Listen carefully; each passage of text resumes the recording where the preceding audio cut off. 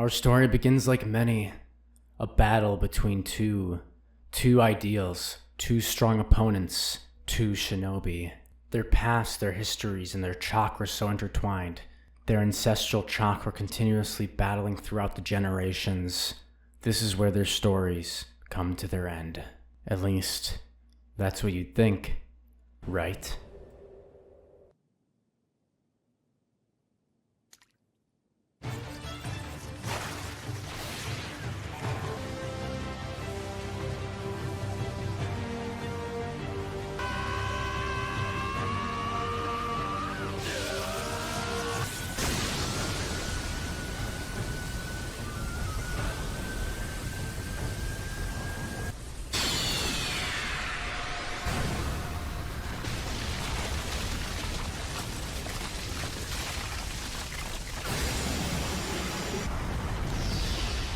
And just like that, as the light of the Rasengan and the Chidori began to envelop Naruto and Sasuke, something would happen. Neither of their arms would be blown off this time from the attack. As the Chidori and Rasengan connect, their final blow, everything that they put into this, all of their chakra would begin to envelop them, just like it had all those years ago. And when the light would pass, they'd find themselves surrounded by clouds. Are we dead? Both Sasuke and Naruto, completely wiped out from fighting each other, would then turn as they hear a voice. Outlanders, your journey ends here. Outlanders, Naruto would say. Stay out of our business, Sasuke would then echo, yelling at the woman. The unknown god would laugh, as she would then create multiple red and black cubes, beginning to attack the two.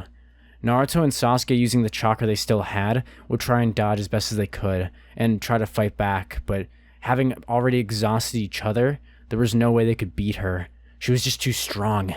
The sustainer of heavenly principles, the arrogation of mankind ends now. She might even be as strong as Kaguya, the two would be thinking. They'd be shocked, having just fought a previous Otsutsuki just mere moments ago. How are we going to... Before they could think any longer, Naruto would see the attack before Sasuke could. Naruto would dodge out of the way, as Sasuke would then be caught by the cubes. Sasuke! Naruto would say. Naruto would then watch as Sasuke be completely enveloped and then absorbed into the cube-like structure. Damn you! Naruto would be pissed as he tries to charge one more Rasengan, but he's completely out of chakra. As she would then use the attack on him, sealing his power as well. As she would then cast the two mortals who had entered into her realm down to the plains below, to the land known as Teyvat. Many hundreds of years later is where our story takes place. Naruto began to wake up slowly, remembering the battle he had just had with this weird god, whatever she was.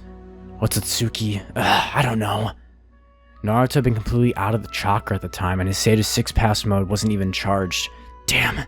If she had only fought us before me and Sasuke battled each other, we could have won. I know we could have. Naruto would grit his teeth. Now, considering as he thinks about it, he would realize something. My chakra. Naruto looks down as he sees around him an ocean and sand. What? Where the hell am I? Sasuke? Naruto began to piece together his memories as he remembers Sasuke had been taken by this godlike entity.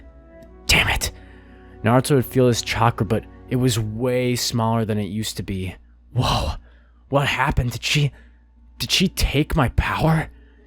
Naruto would realize that his Sage 6 pass had been sealed as he then tries to enter into the tailed beast cloak state. Something would be blocking it. As Kurama, he couldn't even feel his chakra anymore, looking down and realizing the seal on his stomach was being blocked by another cube-like seal. What is this? Naruto would be thinking, but he couldn't do anything.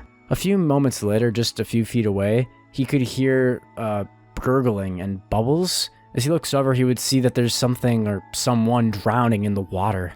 Naruto would quickly run over as he runs on top of the water, realizing his chakra control is now sloppy as he falls into it immediately. He'd swim over and then pick up the tiny creature and put it on the sand. It began coughing as it would then thank him.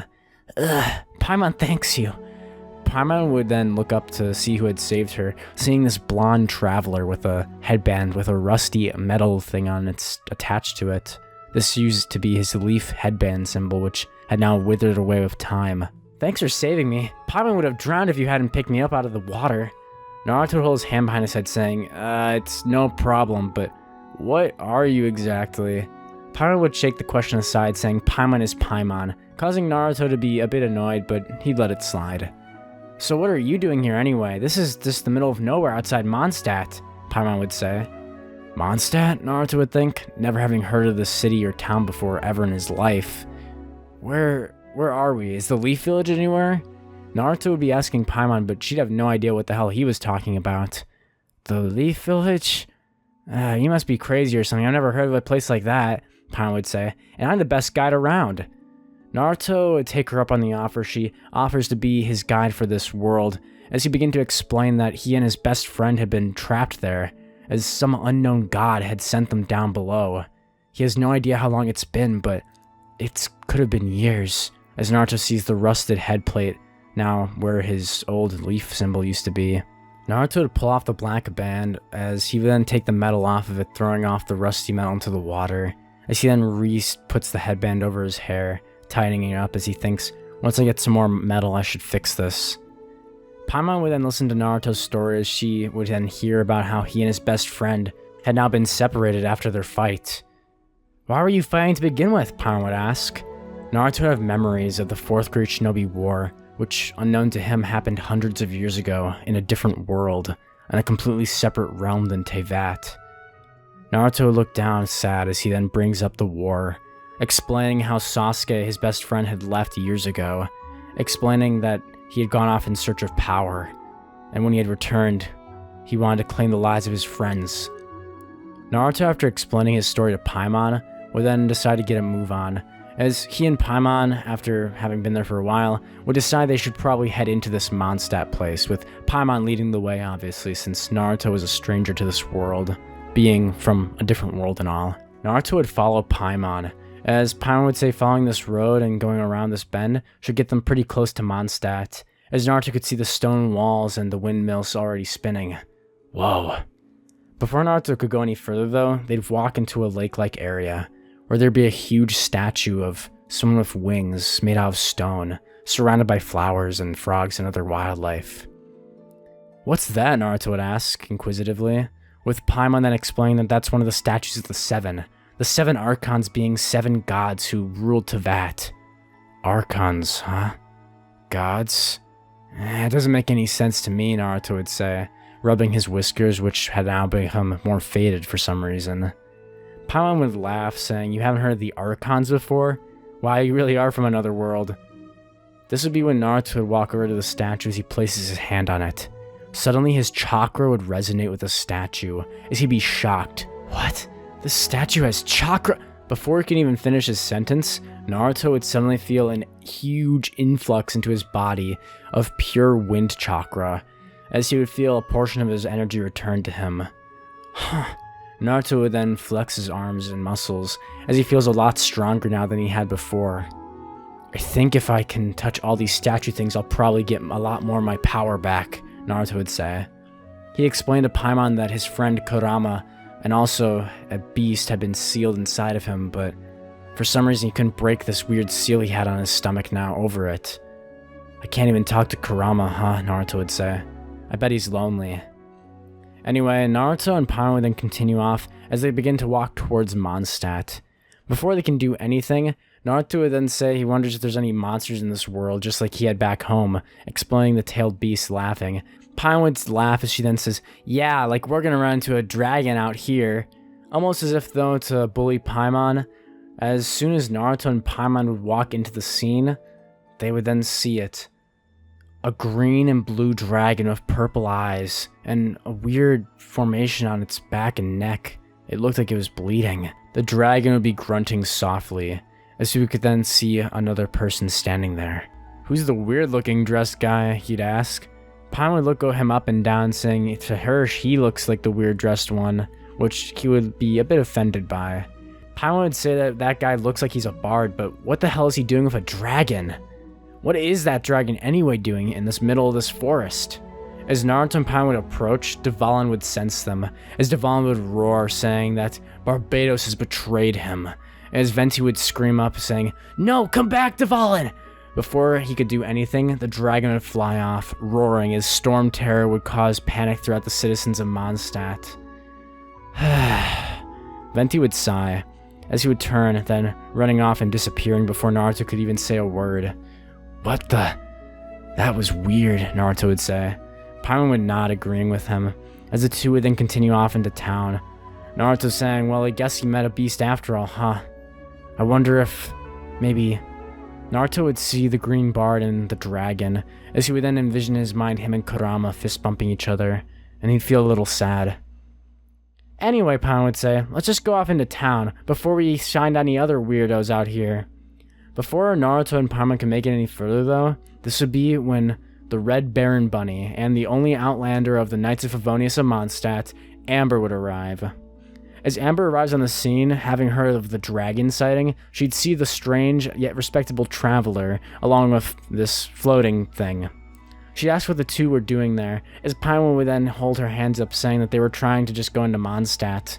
With Amber apologizing, but saying that they also look suspicious, that she's still going to take them to the Knights of Favonius headquarters, considering that, at this time, normally it wouldn't be a big problem to have travelers, but what, Naruto would ask. Amber would notice him, as she then says, "But currently we're dealing with the Storm Terror crisis." "Oh, you mean that big lizard thing?" Naruto would ask, with Amber saying, "That's not just some big lizard. That used to be one of the 4 winds." With Naruto having no reaction to that. "Ugh, do you know nothing about Mondstadt? The 4 winds are the 4 protectors of the entire country." Naruto would still have no idea what she's talking about, causing Amber to be frustrated. Whatever. Go read a book or something."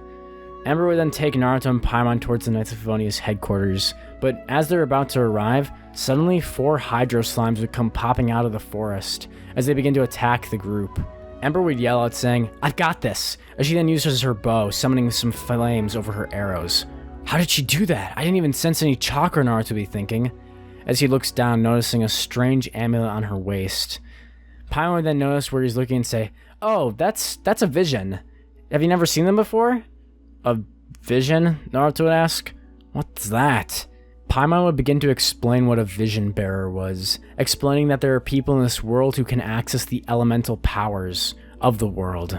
Unlike him, who seemed to be able to use elements without needing a vision, seeing as Naruto had showed her earlier when he touched that statue. Most people require a vision in order to do anything in the world using elemental power. Naruto would be shocked as he sees Amber now struggling against the Hydro Slimes with her fire. Realizing that the water is putting the arrows out before they can do any damage, Naruto would yell as he says that he's got this, as he would create a small Rasengan, shocked at how little chakra it had in it. He would add wind style as he creates a small wind style Rasengan, being the only type of nature energy he feels comfortable even using right now. He would then throw it, as the wind style Rasengan would eviscerate the slimes, causing them to be destroyed. "Whoa, you're pretty powerful, huh?" Amber would say. Naruto would say it's no big deal, as he just was hoping that she wouldn't get killed before they even made it to the Knights of Favonius, or what's-their-face called headquarters. Amber would sigh, saying she's not that weak, you know. Amber would then thank him for the help again, saying that was nice, as she would then guide them into town, saying to follow her. Naruto and Paimon would graciously accept her help, as they begin walking across a stone bridge, scaring away Timmy's pigeons. "Hey, don't scare away the birds! They aren't doing anything," Timmy would say. Naruto would look over annoyed at the brat, telling him to piss off. The kid would cry as Timmy then runs off into town trying to find his mommy at the main church of Barbatos. Ember would say, as she basically sighs at Naruto, saying he doesn't have to be that mean, he's just a kid. Naruto would stick his tongue out, saying he was being a jerk to them. Amber would not deny it, but it's still petty. Anyway, as Amber and Naruto would then walk through the town of Mondstadt, Naruto would see many things. He sees a floral shop, a blacksmith, and all these weirdly styled houses. He climbed the stairs up as he then sees to the left a sort of weird posters, all with different types of jobs. He'd see a kid wearing goggles and has another one of those vision thingies. As Naruto was watching him, he'd see as he trips down the seemingly nothing-filled stairs, as he would hear another adventurer yelling, Come on, Bennett. We can't make us wait any longer. Coming, guys. Bennett would chase after them as Naruto would look ahead. Amber would continue walking, and she then points out everything, saying this is the good hunter, as Naruto would smell delicious food, his mouth watering as he then thinks about his prized Ichiraku ramen shop. I could have some ramen right now, he would be thinking. Naruto would, now with a hungry stomach and an empty heart, continue to follow Amber as they would get to a huge stone building, with guards posted outside. Wait here for a sec, she'd say, as she walks up to the guards explaining that these two are travelers and she wanted to introduce them to Master Jean. Master Jean's pretty busy right now, Amber. I know, but she also said that any traveler should be reported to the Knights of Favonius if they need anything, which these two were spotted with near Storm Terror. The two guards would go pale as they allow them to go through, with Naruto seeing the grand hall of multiple doors. Suddenly, a tall woman in a purple hat, with another one of those vision thingies, would blow a kiss at Naruto saying, "Aren't you a cutie?" Naruto would then feel a bit weird as he looks away saying, This would be when Lisa would introduce herself saying that she's the librarian at the Knights of Favonius and that he can stop by at any time. Lisa would walk off into the library, closing the door behind her, as Naruto would gulp, with Paimon then making him focus back on Amber. This way, Amber would say. As they'd walk into the office, we would then see a man with blue hair and a scarf wrapped around him, as he would then be talking to Miss Jean, aka the acting Grand Master of the Knights of Favonius. Master Jean, please don't make me do it again. I'm always tasked with reconnaissance work. Well, Kaya, if you weren't the only one left that we had available to do it, I promise I would. Kaya would sigh again as he just wants to be lazy, but unfortunately Master Jean wouldn't be having it today. Fine, you're such a stick in the mud, acting Grandmaster. Kai would turn around as he begins to walk out with his eye patch covering one of his eyes. He noticed Naruto as he waves, saying, "Nice to meet you, traveler." Naruto would turn saying his name is Naruto, as this would be when everyone would just shake their shoulders saying, "Here in Mondstadt, it's best to call someone a strange and respectable traveler, so you'll be called the Traveler." Naruto would sigh as he just begins to accept this new reality. As Naruto would be looking around the room seeing the stacks of books in this office, this would be when Jean would make a ahem sound, with Naruto then paying attention on her. "So I heard that you were found near Storm Terror." As Jean's eyes would lock with Naruto's, she would then begin to explain the problem of the dragon who once protected the city and was now trying to destroy it. If you guys want to see the next episode of What If Naruto was in Genshin Impact, make sure to let me know by hitting the like button, commenting down below what you thought, and subscribing to my channel for more videos like this. I hope you guys are excited for this story. I, for one, am. This is just dipping our toes a little bit into the lore of Teyvat. If you guys do not know what Genshin Impact is, it is an amazing RPG open world game made by MiHoYo. You guys can just search Genshin Impact and you can play it. This is a real game and its graphics look amazing. The gameplay you saw throughout the entire video is actual gameplay from Genshin Impact. And I just really fell in love with this game and its story, and I thought, why not make a video about it since I love both Naruto and Genshin so much. Anyway, this video is not sponsored or anything by MiHoYo, but if they want to, hit me up. But as you know, that is the end. I will see you guys in the next part, if you guys want it. Try and get to 200 likes on this first part, and I'll definitely start writing the script for the next one. Anyway, again, I hope you all enjoyed this first part of What If Naruto was in Genshin Impact and are looking forward to more. I'll see you guys next time. Goodbye.